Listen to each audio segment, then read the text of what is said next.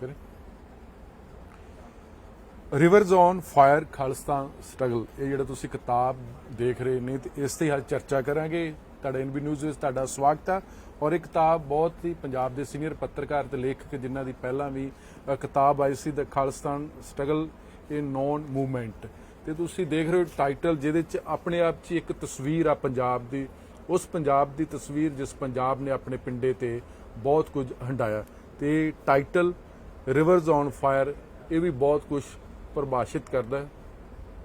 ਔਰ ਨਾਲ ਦੀ ਨਾਲ ਅਕਾਲ ਤਖਤ ਜਿਹੜਾ ਤੁਸੀਂ ਦੇਖ ਸਕਦੇ ਤਸਵੀਰ ਦੇ ਵਿੱਚ ਕਿ ਇਹ ਜਦੋਂ ਢਹਿ ਢੇਰੀ ਕੀਤਾ ਗਿਆ ਸੀ, ਤੇ ਆਪਣੇ ਆਪ 'ਚ ਇੱਕ ਇਦਾਂ ਦਾ ਦਸਤਾਵੇਜ਼ ਆ ਜਿਹੜਾ ਸਾਡੀ ਆਉਣ ਵਾਲੀਆਂ ਪੀੜ੍ਹੀਆਂ ਵਾਸਤੇ ਇੱਕ ਬਹੁਤ ਹੀ ਇਤਿਹਾਸਿਕ ਇੱਕ ਜਿਹੜੀ ਕਿਤਾਬ ਆ ਉਹਨੂੰ ਇੱਕ ਡਾਕੂਮੈਂਟ ਦੇ ਤੌਰ ਤੇ ਵੀ ਮੰਨਿਆ ਜਾਏਗਾ ਕਿ ਆਖਰ ਕੀ ਵਜ੍ਹਾ ਰਹੀ ਸੀ, ਖਾਲਿਸਤਾਨ ਦੀ ਮੰਗ ਕਿੰਨੀ ਕੀ ਜਾਇਜ਼ ਸੀ, ਜਾਂ ਜਿਹੜੇ ਪੰਜਾਬ ਦੇ ਵਿੱਚ ਪਾਣੀਆਂ ਦਾ ਮਸਲਾ ਸੀ, ਜਾਂ ਪੰਜਾਬ ਦੇ ਵਿੱਚ ਜਿਹੜਾ ਭਾਂਬੜ ਮਚੇ ਸੀ 1978 'ਚ, ਇਹ ਸਭ ਕੁਝ ਉਸ ਕਿਤਾਬ ਦੇ ਵਿੱਚ ਜ਼ਿਕਰ ਕੀਤਾ ਗਿਆ। ਤੇ ਕਿਤਾਬ ਦੇ ਲੇਖਕ ਦੇ ਨਾਲ ਹੀ ਅਸੀਂ ਗੱਲਬਾਤ ਕਰਾਂਗੇ ਕਿ ਆਖਰ ਇਸ ਕਿਤਾਬ ਦੇ ਵਿੱਚ ਪੰਜਾਬ ਦੇ ਕਿਸ ਦਿਖਾਂਤ ਨੂੰ ਕਲਮ ਦੇ ਰਾਹੀਂ ਪਰੋਇਆ ਗਿਆ। ਭਾਈ ਬਹੁਤ ਬਹੁਤ ਸਵਾਗਤ ਹੈ। ਪਹਿਲਾਂ ਤੇ ਬਹੁਤ ਬਹੁਤ ਮੁਬਾਰਕਾਂ ਜੀ, ਤੁਹਾਡੀ ਦੂਜੀ ਕਿਤਾਬ ਥੈਂਕ ਯੂ ਲੋਕਾਂ ਤੱਕ ਪਹੁੰਚ ਚੁੱਕੀ ਹੈ। ਭਾਈ ਇਹ ਜਿਹੜੀ ਤਸਵੀਰ ਆ, ਜਿਹੜਾ ਟਾਈਟਲ ਆ ਜੀ, ਇਹ ਆਪਣੇ ਆਪ 'ਚ ਹੀ ਬਹੁਤ ਕੁਝ ਡਿਫਾਈਨ ਕਰਦਾ, ਰਿਵਰਸ ਔਨ ਫਾਇਰ, ਔਰ ਇੱਕ ਖਾਲਿਸਤਾਨ ਦਾ ਝੰਡਾ ਤੇ ਅਕਾਲ ਤਖਤ ਦੇ ਉੱਪਰ ਇਹ ਅੱਗ ਲੱਗੀ ਹੋਈ, ਢਾਇਆ ਹੋਇਆ, ਤੈਸ਼ ਨੈਸ਼ ਕੀਤਾ ਹੋਵੇ। ਇਹ ਲੱਗਦਾ ਕਿ ਵਾਕਈ ਪੰਜਾਬ ਦਾ ਇੱਕ ਦੁਖਾਂਤ ਆ ਜਿਸ ਦੁਖਾਂਤ ਨੂੰ ਤੁਸੀਂ ਆਪਣੀ ਕਲਮ ਦੇ ਰਾਹ ਪਰੋਇਆ ਗਿਆ। ਪੰਜਾਬ ਨੇ 15 ਸਾਲ ਇੱਕ ਦੁਖਾਂਤ ਭੁਗਤਿਆ ਜੀ। ਇਹ ਦੁਖਾਂਤ, ਇਹ ਕਿਤਾਬ ਉਸ ਦੁਖਾਂਤ ਦੀ ਤਸਵੀਰ ਪੇਸ਼ ਕਰਦੀ ਹੈ ਜੀ। ਝੰਡਾ ਖਾਲਿਸਤਾਨ ਦਾ ਨਹੀਂ, ਦਰਬਾਰ ਸਾਹਿਬ ਦੇ ਵਿੱਚ ਜਿਹੜੇ ਦੋ ਨਿਸ਼ਾਨ ਸਾਹਿਬ ਲੱਗੇ ਆ ਅਕਾਲ ਤਖਤ ਦੇ ਬਾਹਰ, ਜਿਹਨੂੰ ਮੀਰੀ ਪੀਰੀ ਦਾ ਉਹਨਾਂ ਚੋਂ ਇੱਕ ਹੈ ਜੀ, ਇਹ ਸਿੱਖ ਫਲੈਗ ਹੈ ਜੀ ਜੀ। ਤੇ ਜਦੋਂ ਇਹ ਤੇ ਖਾਲਿਸਤਾਨ ਲਿਖਿਆ ਜਾਂਦਾ ਖਾਲਿਸਤਾਨ ਦਾ ਫਲੈਗ ਬਣ ਜਾਂਦਾ ਜੀ। ਤੇ ਮੇਰੀ ਕੋਸ਼ਿਸ਼ ਸੀ ਕਿ ਜੋ ਕੁਝ ਗਰਾਊਂਡ ਤੇ ਹੋਇਆ ਜੀ ਉਹ ਲੋਕਾਂ ਸਾਹਮਣੇ ਲਿਆਂਦਾ ਜਾਵੇ। ਜੀ। ਹੁਣ ਵੀ ਪੀਸ ਮੀਲ ਹੈ ਜੀ, ਕਿਉਂਕਿ ਇਹ ਚੈਪਟਰ ਬਹੁਤ ਹੀ ਵੱਡਾ ਹੈ, ਜਿਹੜਾ 15 ਸਾਲ ਦਾ ਕੈਨਵਸ ਹੈ। ਜੀ ਜੀ। ਜਿੱਥੇ ਇੰਨਾ ਕੁਝ ਵਾਪਰਿਆ ਹੈ ਕਿ ਮੇਰੇ ਖਿਆਲ ਦੇ ਵਿੱਚ ਇੱਕ ਕਿਤਾਬ ਦੇ ਵਿੱਚ ਲਿਆਉਣਾ ਪੋਸੀਬਲ ਨਹੀਂ। ਜੀ। ਇਹ ਸ਼ੁਰੂਆਤ ਹੈ ਇਸ ਕੰਮ ਦੀ। ਜੀ ਜੀ। ਅੱਗੇ ਮੈਂ ਚਾਹੂੰਗਾ ਕਿ ਹੋਰ ਲੋਕ ਇਹਦੇ ਤੇ ਕੰਮ ਕਰਨ, ਜਿਹਨੂੰ ਹੋਰ ਬਹੁਤ ਜ਼ਿਆਦਾ ਸਰਚ ਕਰਨ ਦੀ ਜ਼ਰੂਰਤ ਹੈ। ਇਹ ਸ਼ੁਰੂਆਤ ਹੈ ਮੈਂ ਕਿਹਾ, ਇਸੇ ਕਰਕੇ ਜੀ ਜੀ। ਬਈ ਕੀ ਕੁਝ ਵਾਪਰਿਆ ਪੰਜਾਬ ਦੇ ਵਿੱਚ, ਕਿਉਂ ਵਾਪਰਿਆ, ਕਿਉਂ ਦੀ ਗੱਲ ਬਾਅਦ ਚ ਆਉਂਦੀ ਹੈ। ਜੀ ਜੀ ਜੀ। ਇਹ ਕਿਤਾਬ ਵੱਖਰੀ ਕਿਉਂ ਆ ਬਾਕੀਆਂ ਨਾਲੋਂ, ਗੱਲ ਇਹ ਵੀ ਹੈ। ਜੀ ਜੀ। ਹੁਣ ਤੱਕ ਜਿੰਨੀਆਂ ਕਿਤਾਬਾਂ ਪੰਜਾਬ 'ਤੇ ਆਈਆਂ ਜੀ ਜੀ। ਉਹਨਾਂ ਵਿੱਚ ਨਾਰਮਲੀ ਪਹਿਲਾਂ ਕੁਝ ਅਜ਼ਿਊਮ ਕਰ ਲਿਆ ਗਿਆ ਜੀ। ਬਈ ਉਸ ਫਰੇਮਵਰਕ ਦੇ ਵਿੱਚ ਉਹਨਾਂ ਇਵੈਂਟਸ ਨੂੰ ਫਿੱਟ ਕਰਨ ਦੀ ਕੋਸ਼ਿਸ਼ ਕੀਤੀ ਗਈ ਹੈ। ਜੀ। ਇਹ ਪਹਿਲੀ ਕਿਤਾਬ ਹੈ ਜਿਹਨੇ ਕੋਈ ਫਰੇਮਵਰਕ ਫਾਲੋ ਨਹੀਂ ਕੀਤਾ। ਜੋ ਕੁਝ ਹੋਇਆ ਹੈ ਜੀ ਜੀ। ਉਹ ਤੋਂ ਸਿੱਟੇ ਕੱਢਣ ਦੀ ਕੋਸ਼ਿਸ਼ ਕੀਤੀ ਗਈ ਹੈ। ਜੀ। ਇਸ ਕਰਕੇ ਜਿਹੜੀ ਥਿਉਰੀ ਹੁੰਦੀ ਹੈ ਮਿਲੀਟੈਂਸੀ ਦੀ, ਨਾਰਮਲ ਲੋਕ ਦੇਖਦੇ ਹੈ, ਕੋਟ ਕਰਦੇ ਹੈ, ਉਹ ਸ਼ਾਇਦ ਇਹਦੇ ਵਿੱਚ ਉਹ ਜਿਹੀਆਂ ਧਾਰਨਾਵਾਂ ਨਾ ਬਿਲਡ। ਬਿਲਕੁਲ ਸਪੈਸੀਫਿਕ ਹੋਇਆ ਕਿ ਕਿਉਂ ਹੋਇਆ, ਉਹ ਗੱਲਾਂ ਮਿਲਣਗੀਆਂ। ਮਸਲਨ 1978 ਦਾ ਜਿਹੜਾ ਵਾਕਿਆ ਸਿੱਖ ਨਕਾਰੀ ਕਲੈਸ਼ ਹੋਇਆ ਜੀ, ਉਹਦੀ ਮੈਨੂੰ ਕਿਤੇ ਡਿਟੇਲ ਨਹੀਂ ਸੀ ਲੱਭ ਰਹੀ। ਜੀ। ਹਾਲਾਂ ਕਹਿੰਦੇ ਕਿ ਪੰਜਾਬ 'ਚ ਜੇ ਅੱਤਵਾਦ ਆਇਆ ਤੇ ਉਹ ਜੜ ਸੀ। ਮੈਂ 78 'ਚ ਮੈਂ ਖੁਦ ਪ੍ਰੋਫੈਸ਼ਨ ਦੇ ਵਿੱਚ ਆਇਆ ਜੀ, ਤੇ ਉਸੇ ਪੀਰੀਅਡ ਦੇ ਵਿੱਚ ਆਇਆ। ਮੈਂ ਚੰਡੀਗੜ੍ਹ ਸੀ ਜੀ। ਬਿਲਕੁਲ। ਤੇ 79 ਦੇ ਵਿੱਚ ਮੈਂ ਅੰਮ੍ਰਿਤਸਰ ਗਿਆ, ਮੇਰੀ ਟ੍ਰਾਂਸਫਰ ਹੋਈ ਹੈ ਜੀ। ਲੇਕਿਨ ਉਹ ਤਾਂ ਪਤਾ ਨਹੀਂ ਸੀ ਵੀ ਕਿਤਾਬ ਲਿਖਣੀ ਕਿਸੇ ਜ਼ਮਾਨੇ ਦੇ ਵਿੱਚ। ਬਿਲਕੁਲ ਜੀ। ਤੇ ਜਦੋਂ ਮੈਂ ਕਿਤਾਬ ਲਿਖਣੀ ਸ਼ੁਰੂ ਕੀਤੀ ਮੈਨੂੰ ਡਿਟੇਲ ਨਹੀਂ ਲੱਭੀ ਕੋਈ ਵੀ। ਜੀ। ਫਿਰ ਮੈਂ ਕੋਸ਼ਿਸ਼ ਕੀਤੀ ਕਿ ਉਹ ਸਾਰਾ ਸੀਨ ਰੀਕਨਸਟਰਕਟ ਕੀਤਾ ਜਾਵੇ। ਜੀ। ਉਹਦੇ ਵਾਸਤੇ ਫਿਰ ਮੈਂ ਆਈ ਵਿਟਨੈਸ ਲੱਭਣੇ ਸ਼ੁਰੂ ਕੀਤੇ। ਜੀ।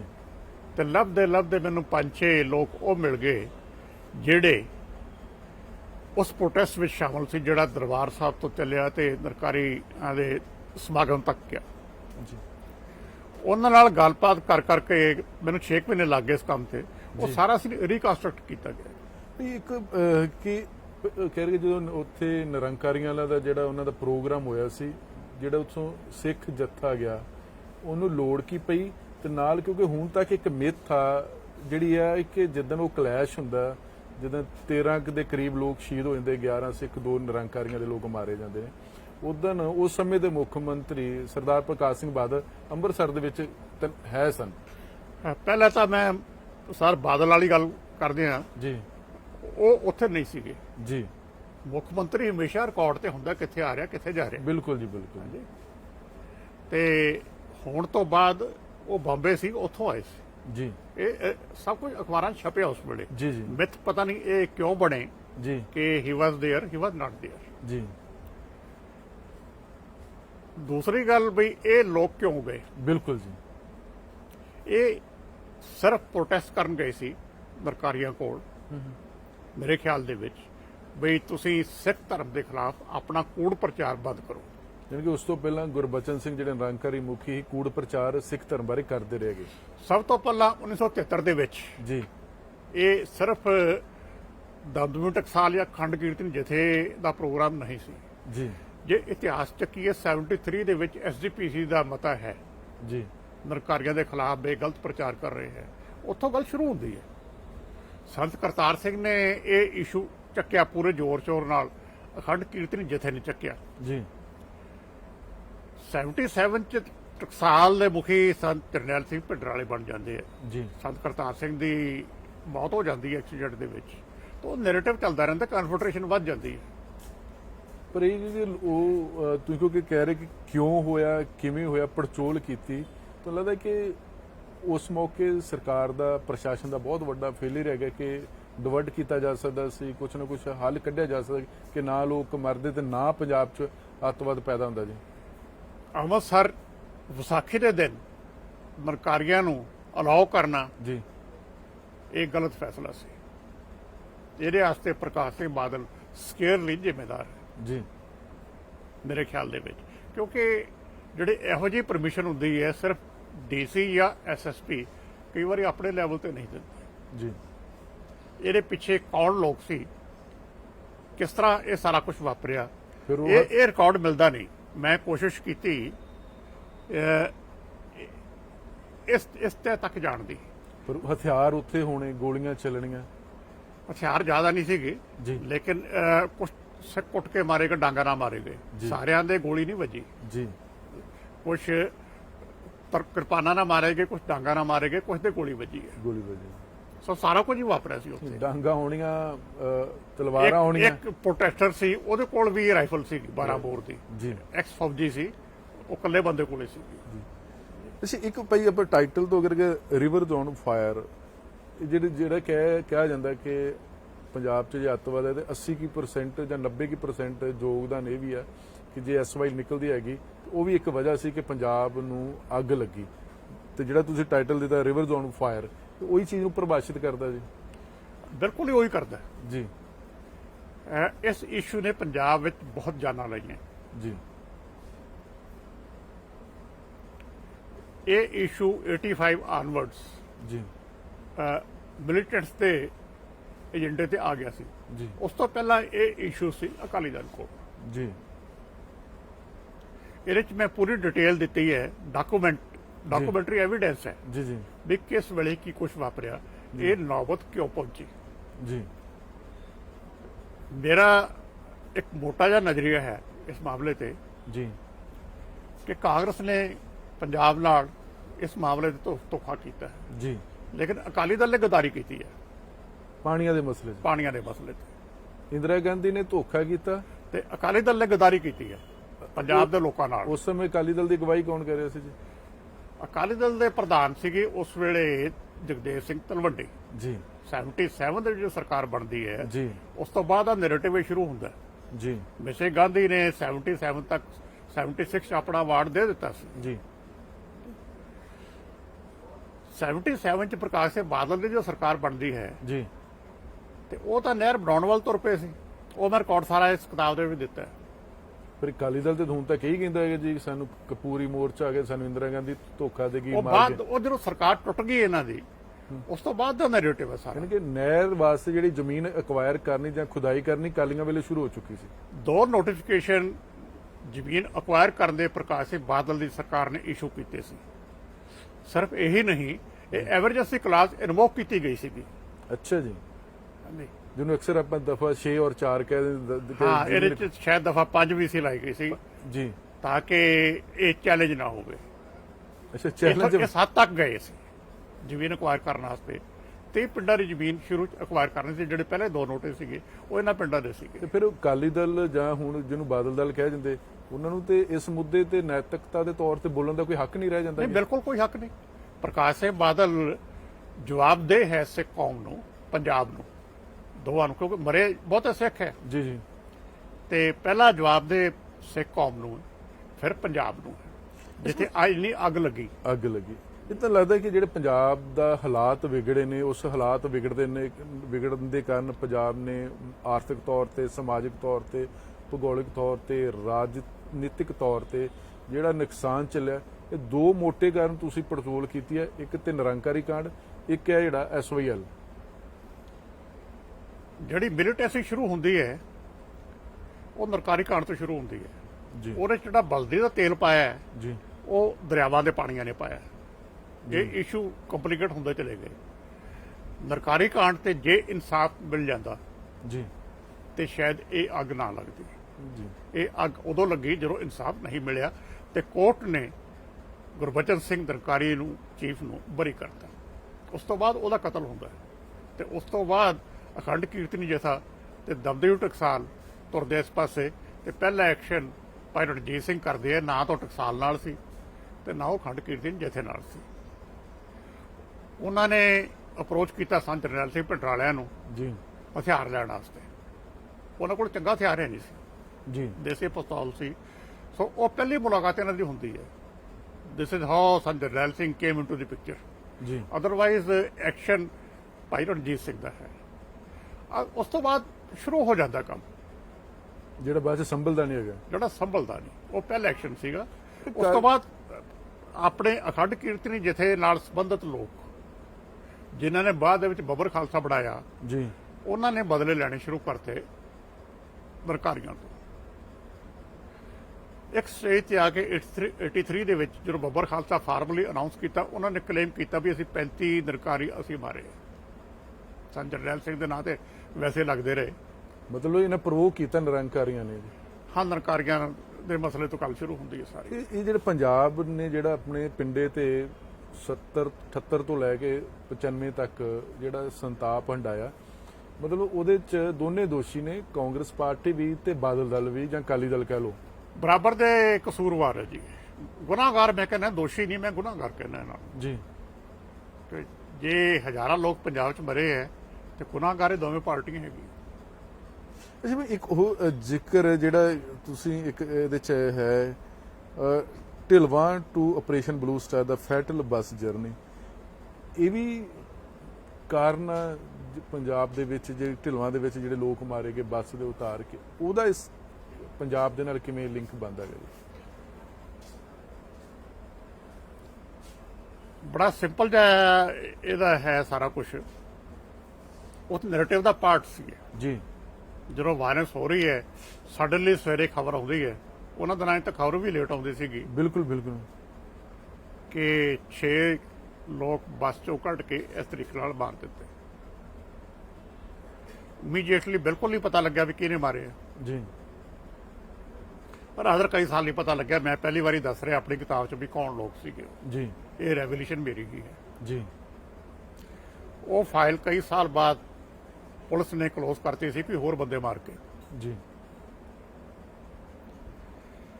ਜਿਸ ਦਿਨ ਇਹ ਵਾਕਿਆ ਹੁੰਦਾ ਹੈ, ਉਸ ਦਿਨ ਅਪੋਜੀਸ਼ਨ ਪਾਰਟੀ ਦੀ ਮੀਟਿੰਗ ਕਨਕਲੇਵ ਸ੍ਰੀਨਗਰ ਸੀ। ਉਦੋਂ ਤੱਕ ਸਾਰੀ ਅਪੋਜੀਸ਼ਨ ਅਕਾਲੀ ਦਲ ਦੇ ਮੋਰਚੇ ਨੂੰ ਸਪੋਰਟ ਕਰ ਰਹੀ ਸੀਗੀ। ਜੀ, ਜਦੋਂ ਇਹ ਪੜਾ ਵਾਪਰ ਗਿਆ, ਜੀ, ਉਸ ਤੋਂ ਬਾਅਦ ਸਾਰੀ ਅਪੋਜੀਸ਼ਨ ਅਕਾਲੀ ਦੇ ਮੋਰਚੇ ਦੇ ਖਿਲਾਫ ਹੋ ਗਈ ਵੀ ਤੁਹਾਡੇ ਕਰਕੇ ਵਾਇਲੈਂਸ ਚੱਲ ਰਹੀ ਹੈ, ਮੋਰਚੇ ਦੀ ਆੜ ਦੇ ਵਿੱਚ ਵਾਇਲੈਂਸ ਹੋ ਰਹੀ ਹੈ ਤੇ ਤੁਸੀਂ ਆਪਣਾ ਮੋਰਚਾ ਵਾਪਸ ਲਓ।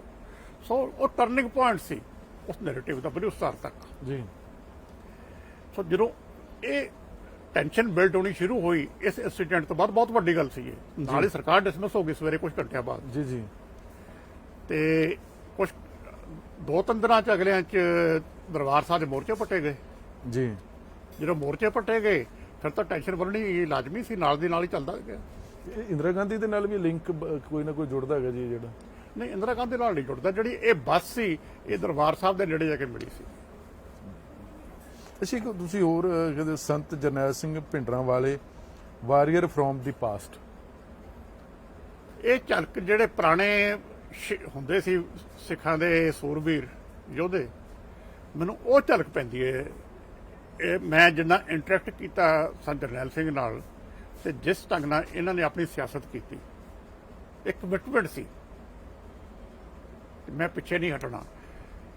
ਮੈਂ ਆਪਣੀ ਪਹਿਲੀ ਕਿਤਾਬ ਤੇ ਜਾਣਾ। ਮੈਂ ਮੇਰੇ ਖਿਆਲ ਦੇ ਵਿੱਚ ਇੰਗਲਿਸ਼ ਦਾ ਪਹਿਲਾ ਜਰਨਲਿਸਟ ਹੈ ਜਿਹਨੇ ਫਾਰਮਲ ਇੰਟਰਵਿਊ ਸੰਤ ਜਰਨੈਲ ਸਿੰਘ ਦੀ ਕੀਤੀ ਸੀ, ਜੂਨ 1981 ਦੇ ਵਿੱਚ। ਤੁਹਾਨੂੰ ਕੀ ਲੱਗਦਾ ਵਾਰੀਅਰ ਹੈਗਾ ਜੀ ਭਿੰਡਰਾਂਵਾਲਾ ਜੀ?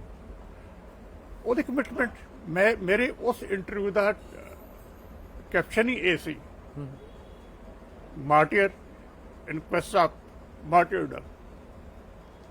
ਉਸ ਤੋਂ ਪਹਿਲਾਂ ਨਾਰਮਲ ਇਹ ਹੁੰਦਾ ਸੀ, ਮੈਂ ਉੱਥੇ ਰਿਹਾ, ਅਸੀਂ ਇੰਟਰੈਕਸ਼ਨ ਸਾਡਾ ਵੈਸੇ ਹੁੰਦਾ ਸੀ, ਬੈਠੇ ਗੱਪਸ਼ਪ ਕੀਤੀ, ਆ ਕੇ ਖਬਰ ਕਰਤੀ।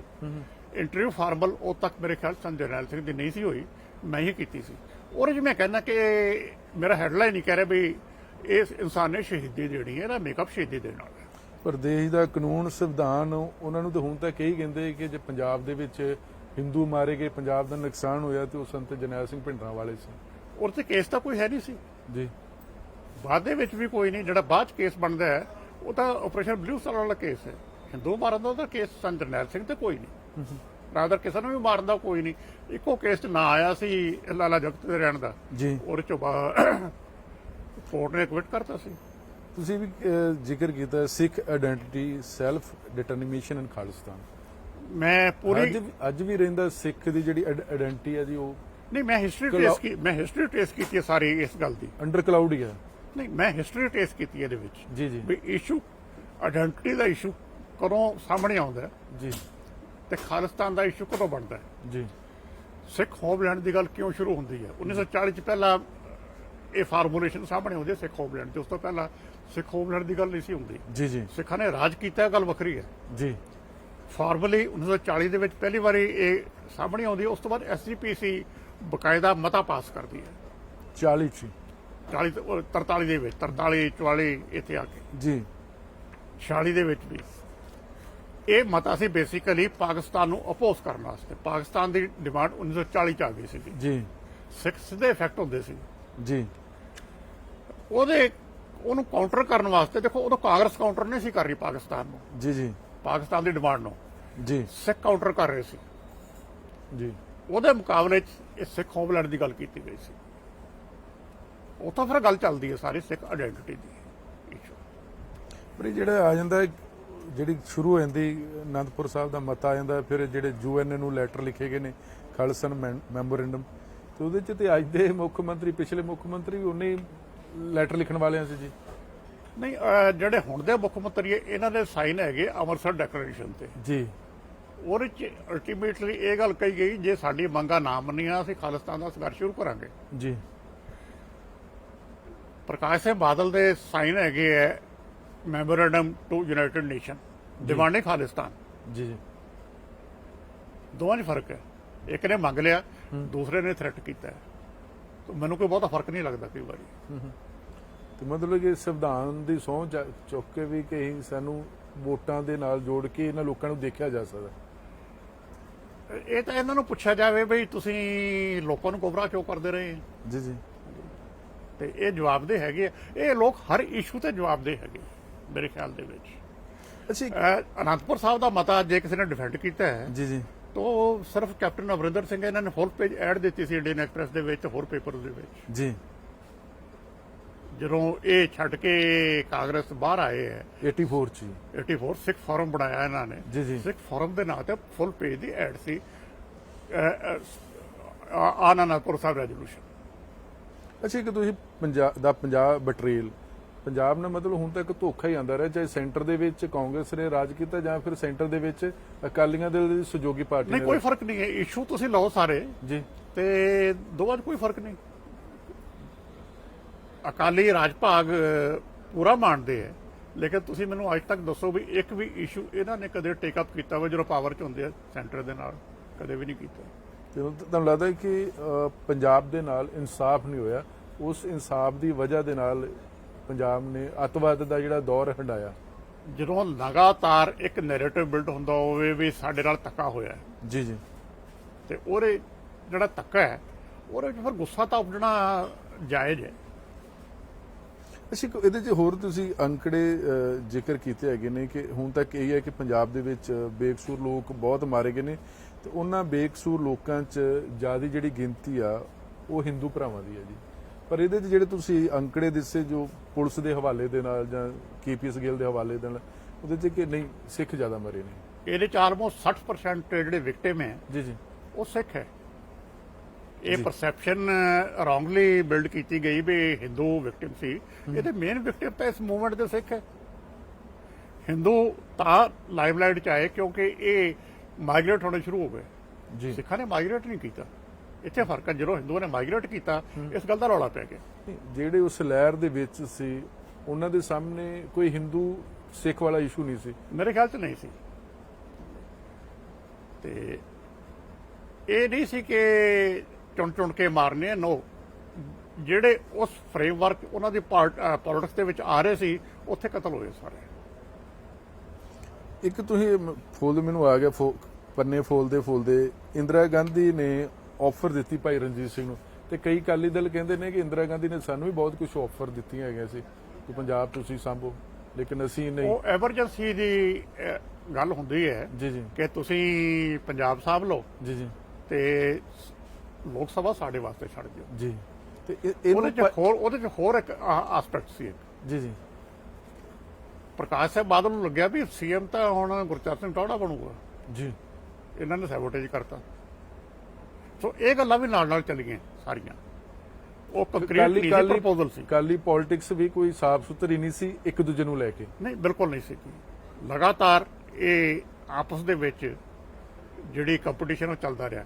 ਹਮੇਸ਼ਾ ਹੀ ਪ੍ਰਕਾਸ਼ ਸਿੰਘ ਬਾਦਲ ਨੂੰ ਇਹ ਲੱਗਦਾ ਸੀ 99 ਤੱਕ, ਬਾਕੀ ਛੱਡੋ ਤੁਸੀਂ, ਕਿ ਗੁਰਚਰਨ ਸਿੰਘ ਟੌਹੜਾ ਦਾਅਵੇਦਾਰ ਹੈ CM ਦਾ। ਜਿਸ ਬੰਦੇ ਨੇ ਅਸੈਂਬਲੀ ਦੀ ਇਲੈਕਸ਼ਨ ਹੀ ਨਹੀਂ ਸਾਰੀ ਉਮਰ ਲੜੀ, ਜੀ, ਉਹਦੀ ਖਾਸ਼ ਤਾਂ ਹੋ ਸਕਦੀ ਹੈ ਪਰ ਉਹ ਦਾਅਵੇਦਾਰੀ ਤਾਂ ਹੋ ਹੀ ਨਹੀਂ ਸੀ ਸਕਦੀ। ਤੇ ਭਾਈ ਰਣਜੀਤ ਸਿੰਘ ਨੂੰ ਕਿਹੜੀ ਆਫਰ ਸੀ ਜੀ ਇੰਦਰਾ ਗਾਂਧੀ ਵੱਲੋਂ? ਉਹਨੂੰ ਲੱਗਦਾ ਸੀ ਕਿ ਜੇ ਮੈਂ ਇਹ ਤੋਂ ਸਰੈਂਡਰ ਕਰਾ ਲਵਾਂਗੀ ਤੇ ਮੇਰਾ ਇੱਕ ਇਮੇਜ ਬਣ ਜਾਏਗਾ। ਜਿਹੜਾ ਇਮੇਜ ਬਣ ਜਾਏਗਾ ਉਹੀ ਜਿਹੜਾ ਉਹਨੇ ਕਹਿੰਦੇ ਕਿ ਬਹੁਤ ਵੱਡੀ ਜਿਹੜੀ ਗਲਤੀ ਕੀਤੀ ਹੈਗੀ, ਜਿੱਦਾਂ operation blue star Indira Gandhi ਚ ਫੈਟਲ ਬਲੰਡਰ, ਉਸੇ ਨੂੰ ਭੁੱਲ ਬਖਸ਼ਾਉਣ ਖਾਤਰ। ਇਹ ਪਹਿਲਾਂ ਦੀ ਹੈ, ਇਹ 83 ਦੀ ਹੈ। 83 ਦੇ ਹਾਂਜੀ, ਅਲਟੀਮੇਟਲੀ ਇਹ ਆਪ ਜਾ ਕੇ ਭੇਜ ਹੋ ਸੀ, ਸਮਝੌਤੇ ਦੇ ਵਿੱਚ ਨਹੀਂ, ਸਮਝੌਤੇ 'ਚ ਨਹੀਂ। ਤੇ ਤੁਸੀਂ ਵੀ ਮੰਨਦੇ ਕਿ ਜਿਹੜਾ ਇੰਦਰਾ ਗਾਂਧੀ ਦੀ ਉਹ ਜਿਹੜਾ ਬਲੰਡਰ ਆ, ਜਿਹੜਾ ਵੱਡੀ ਗਲਤੀ ਕਹ ਲਓ ਜਾਂ ਵੱਡਾ ਗੁਨਾਹ ਕਹ ਲਓ, ਉਹ ਦਰਬਾਰ ਸਾਹਿਬ ਤੇ ਹਮਲਾ ਹੀ ਆ, ਆਪਰੇਸ਼ਨ ਇਹ ਗੁਨਾਹ ਹੈ। ਗੁਨਾਹ, ਗਲਤੀ ਨਹੀਂ, ਗੁਨਾਹ ਹੈ। ਇਹਦੀ ਲੋੜ ਨਹੀਂ ਸੀ। ਲੋੜ ਨਹੀਂ ਸੀ। ਲੱਗਦਾ ਜਿਹੜਾ ਉਸ ਤੋਂ ਬਾਅਦ ਜਿਹੜਾ ਇੰਦਰਾ ਗਾਂਧੀ ਦਾ ਕਤਲ ਹੁੰਦਾ ਉਹ ਉਸ ਗੁਨਾਹ ਦੀ ਵਜ੍ਹਾ ਸੀ ਕਿ ਜਾਂ ਉਹਦੇ ਦੇ ਵਿੱਚ ਵੀ ਪੰਜਾਬ 'ਚ ਕੋਈ ਨਾ ਕੋਈ ਟਕਸਾਲ ਜਾਂ ਡੇਰਾ ਜਾਂ ਕੋਈ ਹੋਰ ਲੋਕ ਜ਼ਿੰਮੇਵਾਰ ਸੀ? ਨਹੀਂ, ਇਸ ਤਰ੍ਹਾਂ ਨਹੀਂ ਸੀ। ਮੈਂ ਉਹ ਇਸ਼ੂ ਵੀ ਲਿਆ। ਜੀ ਜੀ, ਟਕਸਾਲ ਦੇ 2 ਬੰਦੇ ਜੀ ਇਸ ਪਲਾਨ ਦੇ ਵਿੱਚ ਸ਼ਾਮਲ ਇੱਕ ਸਟੇਜ ਤੇ ਹੋ ਗਏ ਸੀ। ਪਲਾਨ ਬੜੀ ਛੇਤੀ ਬਣ ਗਿਆ ਸਾਰੀ। ਜੀ ਜੀ, ਉਹਨਾਂ ਦਿਨਾਂ ਦੇ ਵਿੱਚ ਹੀ ਇਹ ਗੱਲ ਆ ਗਈ ਕਿ ਇਹਨੂੰ ਆਪਰੇਟ ਕਿਵੇਂ ਕਰਨਾ ਹੈ, ਕਿਹੜੇ ਬੰਦੇ ਕਰ ਰਹੇ ਆ। 3-4 ਬੰਦੇ ਹੀ ਸੀ ਸਾਰੇ। ਜੀ ਜੀ, ਸੋ ਇੱਕ ਮੀਟਿੰਗ ਹੋਈ ਹੈ ਜਿਹਦੇ 'ਚ ਫੈਸਲਾ ਹੋਇਆ ਉਸ ਤੋਂ ਪਹਿਲਾਂ ਜੀ ਜੀ, ਕਿ ਬਾਅਦ ਦੇ ਵਿੱਚ ਫਾਈਨੈਂਸ਼ੀਅਲੀ ਸਪੋਰਟ ਬਿਆਨ ਸਿੰਘ ਦੇ ਪਰਿਵਾਰ ਨੂੰ ਬਾਕੀਆਂ ਨੂੰ ਕੌਣ ਕਰੇਗਾ। ਉਹਦੇ ਟਕਸਾਲ ਦੇ 2 ਬੰਦੇ ਦੇ ਨਾਂ ਆਉਂਦੇ ਆ, ਜੀ ਇੱਕ ਮਨਬੀਰ ਸਿੰਘ ਚਹੇੜੂ, ਇੱਕ ਸਰਦਾਰ ਪ੍ਰੇਮ ਸਿੰਘ। ਜੀ, ਦੋਵੇਂ ਇਸ ਦੁਨੀਆ ਦੇ ਵਿੱਚ ਹੈ ਨਹੀਂ, ਲੇਕਿਨ ਇਹ ਕਨਫਰਮ ਬਾਅਦ ਦੇ ਵਿੱਚ ਉਦੋਂ ਹੁੰਦੀ ਹੈ ਜਦੋਂ ਇੱਕ ਬੈਂਕ ਲੁੱਟਿਆ ਜਾਂਦਾ ਹੈ। ਜੀ, ਤੇ ਜਿਹੜਾ ਪਲਾਟ ਬਿਮਲ ਕੌਰ ਖਾਲਸਾ ਨੇ ਮੁਹਾਲੀ ਚ ਲਿਆ ਸੀ ਉਹਨੂੰ ਫਾਈਨਾਂਸ ਕੀਤਾ ਗਿਆ। ਉਸਨੂੰ ਫਾਈਨਾਂਸ ਕੀਤਾ। ਅੱਛਾ, ਇੱਕ ਜਿਹੜਾ ਕਿਉਂਕਿ ਹੁਣ ਤੱਕ ਕਿ ਪਾਕਿਸਤਾਨ ਦੀ ਬਹੁਤ ਵੱਡੀ ਭੂਮਿਕਾ ਰਹੀ ਆ ਕਿ ਪੰਜਾਬ ਨੂੰ ਅੱਗ ਲੱਗਦੀ ਰਹੇ, ਤੇ ਤੁਹਾਡਾ ਇੱਕ ਚੈਪਟਰ ਵੀ ਹੈਗਾ ਪ੍ਰਿਜ਼ਨਰ ਨੰਬਰ 141 ਇਨ ਫੈਜ਼ਲਾਬਾਦ ਇਨ ਪਾਕਿਸਤਾਨ। ਹਾਂ, ਉਹ ਇਹ ਐਪੀਸੋਡ ਆ ਜਿਹੜਾ ਇਹ ਤੱਥ ਨੂੰ ਸਾਹਮਣੇ ਰੱਖ ਕੇ ਪੇਸ਼ ਕੀਤਾ ਗਿਆ ਤੁਹਾਡੇ ਵੱਲੋਂ ਕਿ ਪਾਕਿਸਤਾਨ ਦੀ ਵੱਡੀ ਹੈ ਇੰਟਰਵੀਨ ਰਿਹਾ। ਇੱਕ ਪਲੇਅਰ ਲੈ ਕੇ ਜਿਹੜਾ ਪਾਕਿਸਤਾਨ ਗਿਆ ਬਲੂਚਿਸਤਾਨ ਤੋਂ ਬਾਅਦ, ਜੀ 19 ਸਾਲ ਦੀ ਉਮਰ ਸੀ ਜੀ, ਤੇ ਰਿਐਕਟ ਕੀਤਾ ਸਟੂਡੈਂਟ ਸੀ ਖਾਲਸਾ ਕਾਲਜ ਦਾ, ਜੀ ਜੀ ਜਿਹਨੇ ਰਿਐਕਟ ਕੀਤਾ ਟੂ ਬਲੂ ਸਟਾਰ। ਦਿਮਾਗ 'ਚ ਆਇਆ ਵੀ ਹੁਣ ਆਪਾਂ ਕੀ ਕਰੀਏ, ਵੀ ਪਾਕਿਸਤਾਨ ਚੱਲੀਏ, ਉੱਥੋਂ ਟ੍ਰੇਨਿੰਗ ਲਈਏ। ਜੀ ਉੱਥੋਂ ਇਹ ਚੈਪਟਰ ਸ਼ੁਰੂ ਹੁੰਦਾ ਹੈ। ਇਹਦੇ 'ਚ ਜਿਸ ਢੰਗ ਨਾਲ ਮੈਂ ਇਸ ਕਰੈਕਟਰ ਨੂੰ ਅੱਗੇ ਲਿਆਂਦਾ ਹੈ, ਉਹਦੇ 'ਚੋਂ ਪਾਕਿਸਤਾਨ ਦੀ ਕਿੰਨੀ ਇਨਵੋਲਵਮੈਂਟ, ਕਿਸ ਲੈਵਲ ਦੀ, ਤੇ ਏਜੰਸੀਆਂ ਕਿਵੇਂ ਆਪਰੇਟ ਕਰਦੀਆਂ, ਉਹ ਸਾਰਾ ਕੁਝ ਹੈ। ਪਰ ਕਈ ਤਾਂ ਕਹਿੰਦੇ ਨੇ ਕਿ ਪਾਕਿਸਤਾਨ ਤੋਂ ਇਲਾਵਾ ਵਰਲਡ ਦੀਆਂ ਵੀ ਬਹੁਤ ਸਾਰੀਆਂ ਏਜੰਸੀਆਂ ਸੀ, ਚਾਹੇ ਇੰਗਲੈਂਡ ਦੀ ਹੋਵੇ, ਚਾਹੇ ਰੂਸ ਦੀ ਹੋਵੇ, ਉਹਨਾਂ ਦੀ ਵੀ ਬਹੁਤ ਵੱਡੀ ਇਨਵੋਲਵਮੈਂਟ ਰਹੀ, ਜਿਨ੍ਹਾਂ ਨੇ ਇੰਦਰਾ ਗਾਂਧੀ ਤੇ ਪ੍ਰੈਸ਼ਰ ਪਾਇਆ। ਈਵਨ ਕਿ ਜਿੱਦਾਂ ਅਡਵਾਨੀ ਸਾਹਿਬ ਵੀ ਕਹਿੰਦੇ ਹੈਗੇ ਕਿ ਅਸੀਂ ਵੀ ਪਾਇਆ ਸੀ। ਮੇਰੇ 'ਚ ਇੰਨੀ ਪਹੁੰਚ ਨਹੀਂ ਹੈ ਕਿ ਮੈਂ ਉਹਦੀ ਸਟੱਡੀ ਕਰ ਸਕਾਂ। ਜੀ ਜੀ ਇਹ ਸਟੱਡੀ ਕਰਨ ਵਾਲੀ ਹੈ, ਮੈਂ ਇਹਨੂੰ ਆਊਟਰਾਈਟਲੀ ਰਿਜੈਕਟ ਨਹੀਂ ਕਰਦਾ। ਪਾਕਿਸਤਾਨ ਦਾ ਰੋਲ ਹੈ, ਜਿੰਨਾ ਮੈਂ ਕਰ ਸਕਿਆ ਉਹਨਾਂ ਮੈਂ ਕਰਤਾ। ਇੰਗਲੈਂਡ ਦੀ ਏਜੰਸੀ ਤਾਂ ਬੜਾ ਕਲੀਅਰ ਸੀ, ਜਦੋਂ ਮਿਸਟਰ ਗਾਂਧੀ ਨੇ ਉਹਨਾਂ ਦੀ ਐਡਵਾਈਸ ਲਈ ਇੰਗਲੈਂਡ ਦੀ ਬਲੂ ਸਟਾਰ ਤੋਂ ਪਹਿਲਾਂ, ਜੀ ਜੀ ਉਹ ਗੱਲ ਸਾਹਮਣੇ ਆ ਗਈ ਸੀ। ਇੰਗਲੈਂਡ ਦੇ ਵਿੱਚ ਵੀ ਲਗਾਤਾਰ ਇਹ ਡਿਮਾਂਡ ਉੱਠ ਰਹੀ ਹੈ ਕਿ ਉਹ ਸਾਰੇ ਐਪੀਸੋਡ ਦੀ ਇਨਕੁਆਇਰੀ ਕੀਤੀ ਜਾਵੇ। ਜੀ ਇੱਕ ਬਈ ਜ਼ਿਕਰ ਜਿਹੜਾ ਤੁਹਾਡਾ ਹੈ ਕਿ ਸ਼੍ਰੋਮਣੀ ਗੁਰਦੁਆਰਾ ਪ੍ਰਬੰਧਕ ਕਮੇਟੀ ਦਾ ਮੋਸਟ ਪੀਸਫੁਲ ਸਟਰਗਲ, ਉਹ ਇਸ ਸਟਰਗਲ ਦੇ ਨਾਲ ਜਿਹੜਾ ਤੁਹਾਡਾ Khalistan struggle river on fire, ਉਹਨੂੰ ਕਿਵੇਂ ਤੁਸੀਂ ਡਿਫਾਈਨ ਕਿਵੇਂ ਜੋੜਦੇ? ਮੈਂ ਦੋ ਐਸਪੈਕਟ ਲਏ। ਇੱਕ ਤਾਂ ਇਹ ਮਿਲੀਟੈਂਟ ਸਟਰਗਲ ਹੈ। ਜੀ ਜੀ ਇਸ ਤੋਂ ਪਹਿਲਾਂ ਮੈਂ ਕੋਸ਼ਿਸ਼ ਕੀਤੀ ਹੈ ਦੱਸਣ ਦੀ ਕਿ ਕਿਵੇਂ ਸਿੱਖ ਆਪਣੇ ਬਹੁਤ ਪੀਸਫੁਲੀ ਸਟਰਗਲ ਕਰਦੇ ਰਹੇ ਹੈ। ਜੀ ਜੀ ਕਿਉਂ ਇਹ ਇੱਕ ਤਰ੍ਹਾਂ ਦਾ ਸਿੱਖਾਂ ਤੇ ਇਲਜ਼ਾਮ ਲੱਗਦਾ ਕਿ ਇਹਨਾਂ ਨੇ ਬੰਦੇ ਮਾਰੇ। ਜੀ ਅਸੀਂ ਭੁੱਲ ਜਾਂਦੇ ਹਾਂ ਕਿ ਇਹ ਉਹ ਕੌਮ ਹੈ ਜਿਹਨੇ ਬਹੁਤ ਪੀਸਫੁਲੀ ਇੱਕ ਸਟਰਗਲ ਕਿਸੇ ਵੇਲੇ ਲੜੀ ਸੀ, ਜੀ ਜਿਹੜੀ ਐਂਟੀ ਇੰਪੀਰੀਅਲਿਸਟ ਜੀ ਜੀ ਇਨ ਕੰਟੈਂਟ। ਜੀ ਜੀ ਗੁਰੂ ਕਾ ਬਾਗ ਮੋਰਚਾ ਬਿਲਕੁਲ ਬਿਲਕੁਲ ਸਭ ਤੋਂ ਪੀਸਫੁਲ ਸਟਰਗਲ ਸੀਗੀ। ਜੀ ਜੀ ਡਾਂਗਾ ਖਾਈ ਗਏ ਤੇ ਡਿੱਗਦੇ ਗਏ, ਰੋਜ਼ 100 ਬੰਦਾ ਪਹੁੰਚ ਜਾਂਦਾ ਸੀ ਡਾਂਗਾ ਖਾਣ, ਚੱਲਦਾ ਰਿਹਾ। ਜੀ ਇਸ ਤੋਂ ਪੀਸਫੁਲ ਸਟਰਗਲ ਹਿੰਦੁਸਤਾਨ ਦੇ ਵਿੱਚ ਕਿਤੇ ਹੀ ਨਹੀਂ ਲਾਂਚ ਕੀਤੀ ਗਈ। ਅੱਛਾ, ਜਿਹੜਾ ਭਾਈ ਇਸ ਬੁੱਕ ਦਾ ਪਹਿਲਾ ਚੈਪਟਰ ਹੈ, ਤੁਸੀਂ ਉਹਦੀ ਸ਼ੁਰੂਆਤ ਕਰਦੇ ਆ 2018 ਦੀ ਉਸ ਸਟੇਟਮੈਂਟ ਦੀ, ਰਾਜਨਾਥ ਸਿੰਘ ਦੀ, ਜਿਹੜੇ ਕਹਿ ਰਹੇ ਨੇ ਕਿ ਅੱਜ ਵੀ ਇਦਾਂ ਦੇ ਕਿਹੜੇ ਰੈਡੀਕਲ ਐਲੀਮੈਂਟ ਨੇ ਜਿਹੜੇ ਯੂਰਪ ਅਤੇ ਅਮਰੀਕਾ 'ਚ ਬੈਠ ਕੇ ਪੰਜਾਬ ਨੂੰ ਫਿਰ ਅੱਤਵਾਦ ਦੇ ਨਾਲ ਜਾਂ ਪੰਜਾਬ ਨੂੰ ਅੱਤਵਾਦ ਦੇ ਵਿੱਚ ਧਕੇਲਣਾ ਚਾਹੁੰਦੇ ਨੇ। ਮੈਂ ਪਿਛਲੀ ਕਿਤਾਬ ਜਦੋਂ ਖਤਮ ਕੀਤੀ, ਮੇਰਾ ਅਖੀਰਲਾ ਸੀ ਸੈਂਟੈਂਸ ਜੀ ਕਿ ਪੰਜਾਬ ਦੀ ਜਿਹੜੀ ਵਾਇਲੈਂਸ ਹੈ ਜੀ ਇਹ ਸਾਈਕਲਿਕਲ ਹੈ, ਸਾਈਕਲ ਚੱਲਦਾ ਰਹਿੰਦਾ ਹੈ। 25 ਸਾਲ ਬਾਅਦ, 30 ਸਾਲ ਬਾਅਦ ਜੀ ਜੀ ਨਵੇਂ ਰੂਪ 'ਚ ਆ ਜਾਂਦੀ ਹੈ। ਜੀ ਜੀ ਜਦ ਤੱਕ ਇਸ ਮੂਵਮੈਂਟ ਦਾ ਕਲੋਜ਼ਰ ਨਹੀਂ ਹੁੰਦਾ, ਕਲੋਜ਼ਰ ਨਹੀਂ ਹੋਇਆ, ਮੈਂ ਉਹ ਵੀ ਇਸ ਤੋਂ ਅੱਗੇ ਕੀਤਾ ਹੈ। ਜੀ ਇਹ ਮੂਵਮੈਂਟ ਇਸ ਤਰ੍ਹਾਂ ਹੀ ਚੱਲੀ ਜਾਏਗੀ। ਹੁਣ ਜੇ 2020 ਦੀ ਗੱਲ ਚੱਲ ਰਹੀ ਹੈ, ਪੰਨੂ ਦੀ ਗੱਲ ਚੱਲ ਰਹੀ ਹੈ, ਜੀ ਇੱਕ ਸਟੇਜ ਤੇ ਤੁਸੀਂ ਕਹਿਤਾ ਵੀ ਅਸੀਂ ਮੂਵਮੈਂਟ ਜੀ ਖਤਮ ਹੋ ਗਈ, ਪੰਜਾਬ ਬਿਲਕੁਲ ਪੀਸਫੁਲ ਹੈ। ਸਡਨਲੀ ਸਰਕਾਰਾਂ ਨੇ ਫਿਰ ਕਹਿਣਾ ਸ਼ੁਰੂ ਕਰਤਾ ਵੀ ਨਹੀਂ, ਖਤਰਾ ਬਣਿਆ ਹੋਇਆ। ਅਸੀਂ ਤਾਂ ਨਹੀਂ ਕਹਿ ਰਹੇ, ਸਰਕਾਰ ਕਹਿ ਰਹੀ ਹੈ ਕਿ ਮੂਵਮੈਂਟ ਸਟਰਗਲ ਚੱਲ ਰਹੀ ਹੈ। ਜੀ ਰਾਜਨਾਥ ਸਿੰਘ ਨੂੰ ਮੈਂ ਤਾਂ ਕੋਟ ਕੀਤਾ।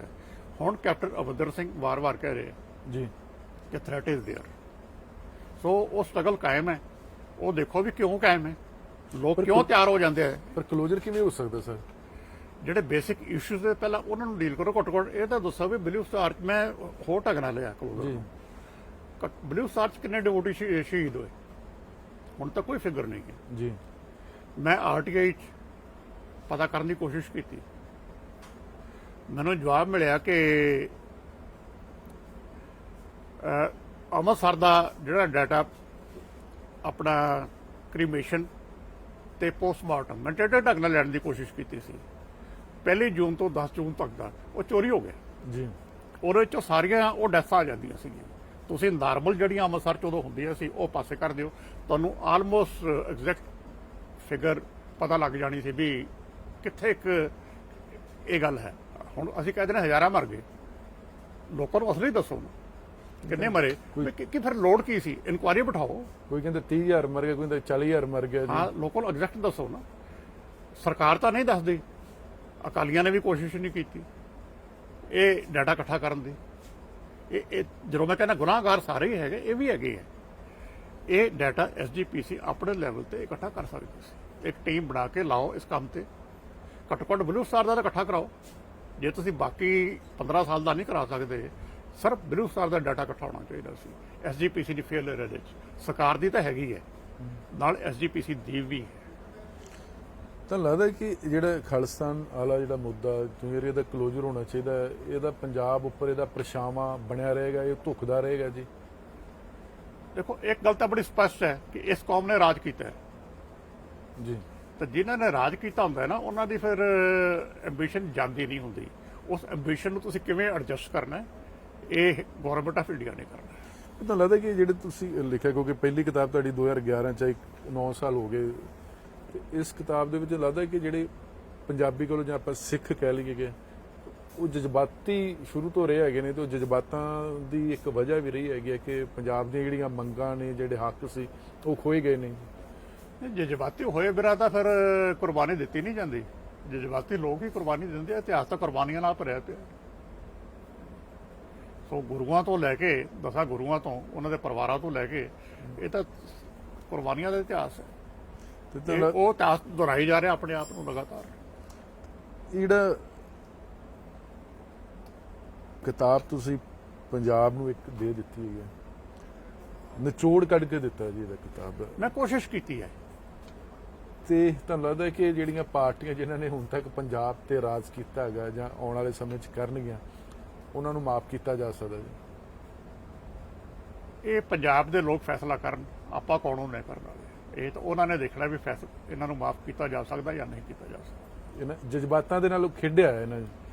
ਹੁਣ ਵੀ ਖੇਡ ਰਹੇ ਆ, ਸਿਰਫ ਪੁਰਾਣਾ ਨਹੀਂ, ਹੁਣ ਵੀ ਤੁਸੀਂ ਦੇਖ ਲਓ ਉਹ ਇਸ਼ੂ ਐਕਸਪਲੋਇਟ ਹੋ ਰਹੇ ਆ। ਚਲੋ ਭਾਈ, ਬਹੁਤ ਬਹੁਤ ਮਿਹਰਬਾਨੀ ਜੀ। Thank you. ਇਹ ਵਾਕਈ ਜਿਹੜੇ ਪੰਜਾਬ ਦੇ ਵਿੱਚ ਜਿਹੜਾ ਪੰਜਾਬ ਨੂੰ ਅੱਗ ਲੱਗੀ ਜਾਂ ਪੰਜਾਬ ਨੂੰ ਅੱਗ ਲਾਈ ਗਈ ਸੀ, ਉਹ ਅੱਗ ਕਿਸੇ ਬਾਹਰਲੇ ਨੇ ਨਹੀਂ ਲਾਈ ਸੀ, ਉਹ ਆਪਣਿਆਂ ਨੇ ਲਾਈ ਸੀ। ਆਪਣਿਆਂ ਨੇ ਕਿਉਂ ਲਾਈ ਸੀ, ਇਹ ਪੰਜਾਬ ਦੀ ਜਨਤਾ ਚੰਗੀ ਤਰ੍ਹਾਂ ਜਾਣਦੀ ਹੈ। ਚਾਹੇ ਸਾਕਾ ਦੀ ਗੱਲ ਕੀਤੀ, ਜਿਹਨੂੰ ਨਿਰੰਕਾਰੀ ਕਾਂਡ 1978 ਕਹਿੰਦੇ, ਸਾਕਾ ਤੇ ਨਹੀਂ ਕਹਿ ਸਕਦੇ, 1978 ਵਾਲਾ ਜਿਹਦੇ 'ਚ ਨਿਹੱਥੇ ਸਿੱਖ ਮਾਰੇ ਗਏ ਸੀ। ਉਸ ਤੋਂ ਬਾਅਦ ਪੰਜਾਬ ਦੇ ਪਾਣੀ ਖੋਏ ਗਏ ਨੇ, ਕਿਵੇਂ ਖੋਏ ਗਏ ਨੇ, ਉਹਨਾਂ ਨੂੰ ਖਵਾਉਣ ਵਾਲੇ ਕੌਣ ਲੋਕ ਸੀ, ਇਹ ਸਾਰਾ ਕੁਝ ਇਸ ਕਿਤਾਬ ਦੇ ਵਿੱਚ ਜ਼ਿਕਰ ਹੈ। ਤੇ ਇਤਿਹਾਸ ਸ਼ਾਇਦ ਜਿਹਨਾਂ ਪਾਰਟੀਆਂ ਦਾ ਜ਼ਿੰਮੇਵਾਰੀ ਬਣਦੀ ਸੀ, ਜਿਹਨਾਂ ਪਾਰਟੀਆਂ ਦੇ ਇਸ ਕਿਤਾਬ ਦੇ ਵਿੱਚ ਗੁਨਾਹ ਨੇ, ਉਹ ਲਾਜ਼ਮੀ ਤੌਰ ਤੇ ਜਨਤਾ ਚੰਗੀ ਤਰ੍ਹਾਂ ਜਾਣੇਗੀ, ਪੜਚੋਲ ਵੀ ਕਰੇਗੀ ਕਿ ਆਖਿਰ ਪੰਜਾਬ ਦੇ ਨਾਲ ਧੱਕਾ ਕਰਨ ਵਾਲੇ ਤੇ ਧੱਕਾ ਕਰਵਾਉਣ ਵਾਲੇ ਕੌਣ ਲੋਕ ਸਨ। ਤੁਸੀਂ ਬਣੇ ਰਹੋ NB ਨਿਊਜ਼ ਦੇ ਨਾਲ। ਤੁਹਾਡਾ ਬਹੁਤ ਬਹੁਤ ਧੰਨਵਾਦ।